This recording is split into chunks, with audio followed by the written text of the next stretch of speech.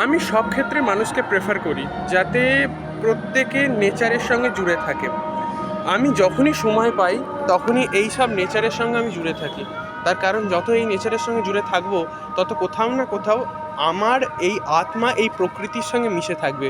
প্রকৃতির সঙ্গে আত্মা মিশে থাকলে কি হয়, শরীরে কি প্রয়োজন কি না প্রয়োজন সেই বিষয়গুলো এই প্রকৃতিই নির্ভর করে, মানে এই প্রকৃতিই কোথাও না কোথাও নিয়ন্ত্রণ করে।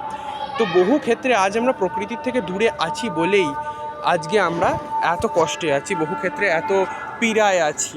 মানসিক পীড়া হোক বা যাই হোক, একটা সময়ে মানুষ হয়তো এত বড়লোক ছিল না বা এত অ্যাশ ক্যাশ ছিল না, কিন্তু মানুষ খুব খুশি ছিল। তার কারণ তারা নেচারের সঙ্গে সংযুক্ত ছিল। আজকে নেচার থেকে যত দূরে যাচ্ছে, একটা ঘরের মধ্যে নিজেকে আবদ্ধ করে নিচ্ছে, নয়তো অফিসের ছোট্ট কামরার ভেতরে নিজেকে ঢুকিয়ে নিচ্ছে। ফলে তাদের ভেতরে যে সেই মানে কি বলবো, সেই যে জোশ এনার্জি যেটা এই নেচারের মতো ফ্লো করে, সেগুলো যেন আর নেই। এখন যেন মানুষ যেন মৃত হয়ে গেছে, এই রকমই বিষয়।